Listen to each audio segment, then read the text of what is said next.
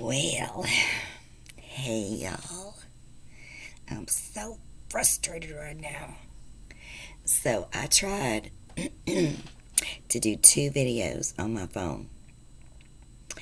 And I was watching the time, like I'm watching it count, and it's like, yeah, this is recording, everything's going hunky dory. And then all of a sudden, 25 minutes in, it just disappears. Just flat disappears, y'all. So I'm like, okay, technical difficulties. These kinds of things will happen. And I mean, like, the lighting was good. It was daytime. Everything was the way it was supposed to be. And then, no. Then it starts getting darker, and then the animals want to come in there, and then, after you tell a story, or, it's like you lose your mojo or whatever. Like, I already, in my mind, have told you that story twice. And, it's like you reach into your soul and you grab a little piece of it and you put it out. And it's like it doesn't, it's missing now. It's gone. And then you put out another piece. I mean, it takes little pieces of your soul and it's gone. Oh my gosh, y'all. So I don't even want to finish that story because I just don't even have the gumption to go all back down that road, because in my mind I've already told you, so I would just be repeating myself. And I know I have to I'll get back to it tomorrow when it's sunshine. Well, I don't know if it's going to be sunshiny. I think it's going to rain again. We had a bad storm today, and it said it was going to rain again tonight, but it hasn't so far. And then I think it's supposed to be raining in the morning, and it's also supposed to be raining Wednesday. So I don't know, because that's how I knew it was going to rain today. It was pitch black inside the house early, noon. And I'm like, all is not right in Bismarck. Something's fixing to happen. So I went outside and put all the cushions up and, do that thing before the rain comes where you have to go around and make sure you don't have any tools out or any of that kind of stuff. Put everything up. What y'all doing this weekend? What y'all got going on tonight? Oh, and that's the other thing. I wanted to go live, but no. I tried to go live last night and it won't let me. I tried to go live tonight. It won't let me. Y'all, I'm having major technical difficulties today. The lighting is not working for me. I know it's almost dark in here, but it's the best I could do right now. This is not the best angle either. I don't know. I don't know what to do. It's hard. Y'all want to listen to me, bitch? And I would show you some paintings like I was going to, but it's too dark in here. So this is Plan B. So let's choose another story to tell y'all, something completely different than I was going to tell y'all in the support story.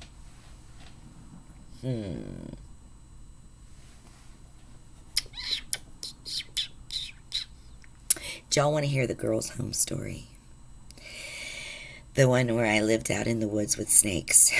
Is that mildly interesting to anybody? Would anybody like to hear that? Has anybody been to one of those places? Is there any crazy way that somebody that I was in the camp with is actually watching and can go hey, I remember that? So, when I was 14, I got sent to, I don't want to say the name of it, so let's just call it Blankenship Girls Club. Let's just say that. I got sent to Blankenship Girls Club. Okay. And It was located, can I say where it was? I don't want to get in trouble or anything, 'cause I don't know if they still have anything. Well, I guess if I don't use the name. I mean, I don't know about all these like rights and all this stuff, y'all. I don't know what I can say or not say, or do or not do. I'm thinking it should be okay. I mean, but if y'all aren't from here, it's not like you're going to know where it is anyway. Let's just say that it's in the country a couple hours outside of Dallas. Let's just say that. And initially, when they brought me there, you're taken to an actual building, like a log cabin, because like I had no idea where I was going to be living when I got there, or what it was going to be like. All I knew is that we had gone shopping for very warm clothes, hiking boots, and it was like all ugly stuff like sweatshirts and sweatpants. Nothing that was even minutely cool, right? No makeup, no curling irons. There's not going to be any electricity.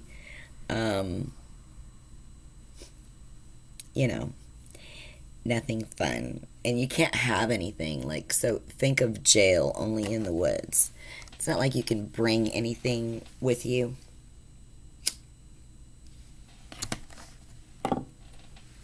You are thoroughly searched upon entering, and all of your bags, everything is searched. Like I said, just basically like jail, except it's in the woods. Except they don't strip search you, thank God.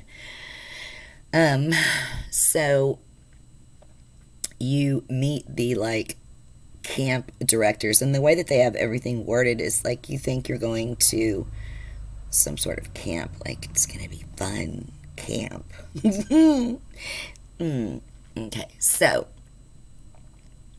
you arrive in the woods, you meet these directors, you go through all of this, you will behave, and this is what group you're going to be in. So the way that they had it broken up, which is probably going to be completely politically incorrect now, but this is the way it was. I'm just telling you. They had Native American names. Can I say? Oh gosh, I don't know that I can say all these different names. Is that cool? I mean, it's not going to tell you the name of the place unless you were there. That's the only way that you would know this. Okay, so there were 4 different groups. There were Iroquois, and they were the younger ones. They were all, I think, like 13 and younger. So like 10 to 13 or something. And then there was the Cashadas, which I was in, which was, they were in there with me, like, I think 14 to 16. And there was another group called Cherokees, and they were like the same age as us. And then there was another group called Kiowas, and they were the older ones. So, I don't know, 16 to 18 or something.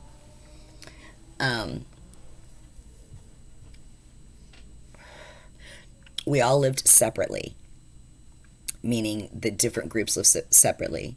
And we lived, so it's all in the woods, right? Just think all, solid trees. And there would be 4 paths. And they all had different lengths that it would take before you actually arrived at the camp. Ours was a half-mile trail. So you go down the half-mile trail through the woods, and then you arrive at a location in the woods where there's tents, lots of tents. So there would be 3 tents to, like for us girls to sleep in. And so however many cots need to fit in however many tents. I was in the Q102 tent, which used to be a radio station here in Dallas, for y'all that are local and old. And there was a kitchen tent. There was a an outhouse that you had to, that was, further away from the camp that you had to walk to. And then there was a, I don't know what we call that. There was like a coat tent where everybody hung their coats and hats and all that kind of stuff. And then the kitchen tent was like an indoor outdoor. Yeah. So you could go inside where we had a potbelly stove if it was cold to stay warm, and there was just a table in there.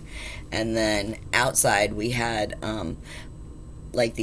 we had like a spigot where we could wash our dirty dishes, and we had a clay pit where we could cook like, cornbread, or if we were really good, like blueberry muffin mix or something like that.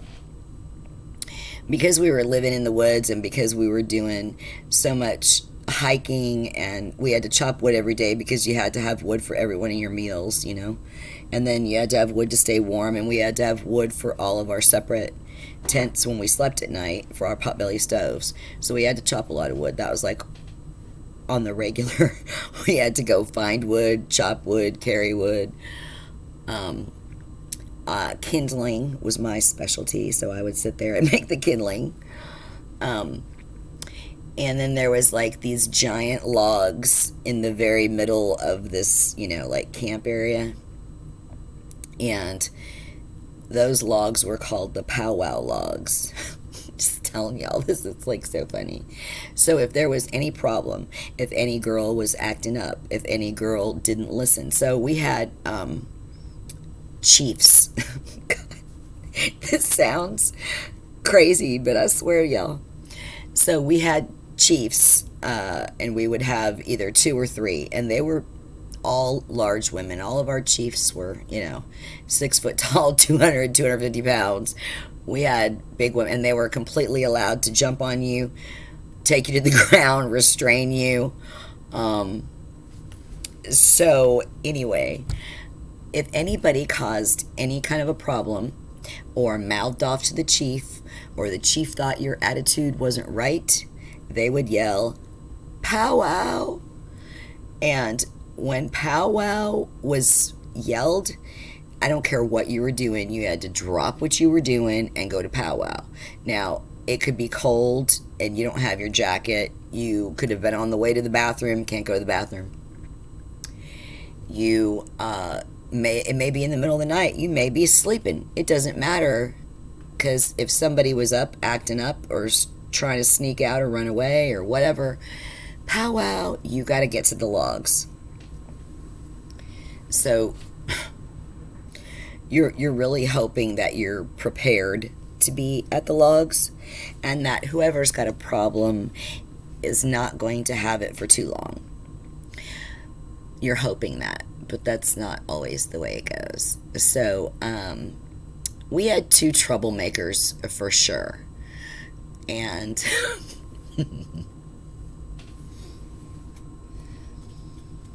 I doubt that they're ever gonna see this, but one of them was Mandy and another one was Donna. But Mandy was crazy, and she would always bring drugs back.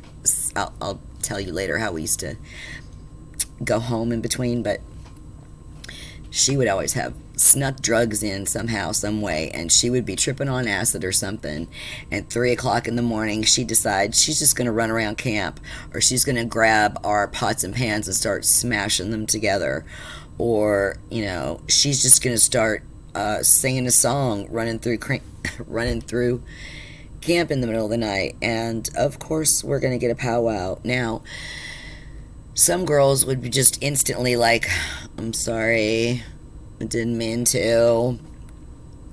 Can we go back to bed now?" or whatever. Now, you can't necessarily just say you're sorry and get out of the powwow. Everyone there has to agree that you have completely and fully learned your lesson about whatever it was that you did. And if everyone, including the chiefs, agreed, that this was a problem that was never going to come up again and everyone was sufficiently satisfied and didn't have anything else to say, then you could leave the powwow.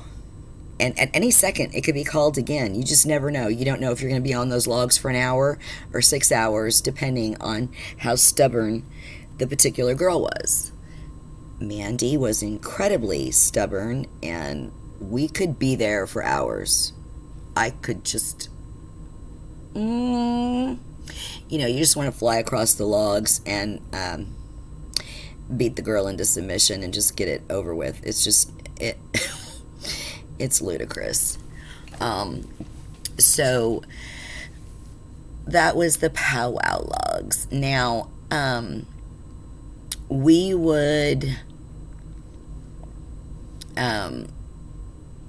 during the week, we would hike in, and there was a building there where they served us food.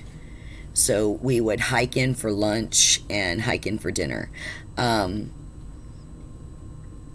Unless we were bad, somebody was bad. If we were bad, we had to stay at the camp and we couldn't go to get a meal. So that means that we would have the secondary meal, which was like, whatever, oatmeal or macaroni and cheese. Like, they had better stuff to eat at the big house than they did in the woods, because we were like being punished. So we weren't supposed to have, like, on Fridays it was like hamburger day. So if somebody acted up on Friday before dinner time, before hamburger day, we were all going to be pissed, because that was our hamburger. I mean, that was the only time we were going to get something like halfway decent. And I didn't like oatmeal or maltomeal or the majority of things they serve, so I didn't eat them. Most girls gained between 20 and 40 pounds when we were out there, because they fed us so many carbs. On the weekends, we always had to stay at the camp and cook. And once a month, we got to go home for 5 days. Yeah, that's what it was. Once a month, we got to go home for 5 days. And it was a long drive, so we would all pile onto a bus and get taken back to Oak Lawn in Dallas, and then our parents would all come pick us up, and then 5 days later drop us off, and we'd go back for another month. And we'd go through that whole, searching process and all that stuff all over again. And girls would always try to sneak stuff in. I occasionally got some cigarettes in there, and it would just be the most fun thing to, wait till about 2 o'clock in the morning and smoke a cigarette in your tent, with nobody knowing about it. That was our big, being bad thing, is usually just like the first couple of days of when we get. By that time, whatever anybody brought back was, already gone. And occasionally they would take us places. Like, we went to San Antonio and looked at different mission. Like, we camped, wherever we went, we camped. We never got to stay in a hotel or anything like that. But they would occasionally take us on these educational trips, or trips that we earned, I guess, for being good. I'm not sure. So I remember that they took us to San Antonio, and I remember seeing the Riverwalk. I remember they took us to the college in Austin. And I remember they took us to Louisiana, because they took us on this alligator thing where we just, it's like you parked on the side of the highway and you just walked out to these swamps, and the alligators were all around us. I mean, they could have grabbed us at any time. When I think about it now, I have no idea how that was legal, how that was okay. I don't have any idea, but it was terrifying. But I don't know who owned the camp, but it was a bunch of men that played golf donated to this place. And like we were their like charity or whatever, so they would come out, I think once a year at Christmas, um, and take pictures with all of us, and it would be a big deal, and we were to be very grateful because we got extra good food that day. And I can't remember if they would give us presents or we just got to watch a movie, or I don't know. It was some kind of a treat when those people came. Anyway, so the deal was that you needed to go through this thing in the woods until they felt like you were doing better. And then they would send you like about 2 miles down the road, because this whole camp area was huge in its entirety. Like, we had a lake to go to, there was other people that lived on the property, there were counselors that lived on the property, people that took care of the property and the maintenance and all that kind of stuff. So it was a large, I don't know how many acres or whatever, but let's just go with hundreds and hundreds of acres. And there was a monk that lived on the property. They used to take us to see him, and he lived in this little itty bitty trailer. And there was these people that we used to go visit, the Smiths. They didn't live that far away. They had like a farm, and they had all kinds of critters and peacocks, and they would give us chocolate chip cookies, and that was like, that was huge. We were all excited when we went to go see the Smiths, because we knew that totally involved cookies. And we were cookie motivated.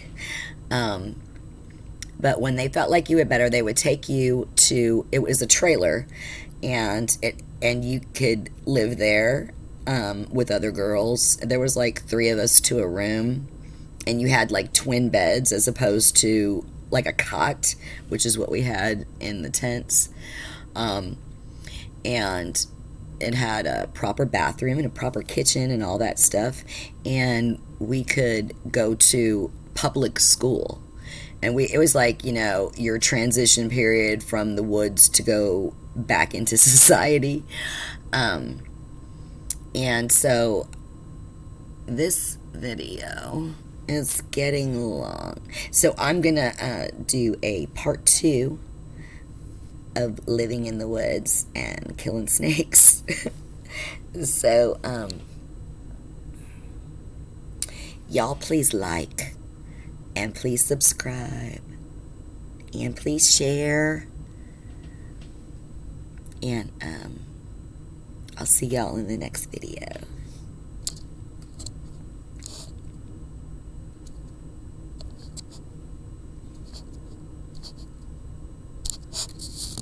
Is it stopped? I don't think it's stopped. Hold, please. Okay, bye, y'all.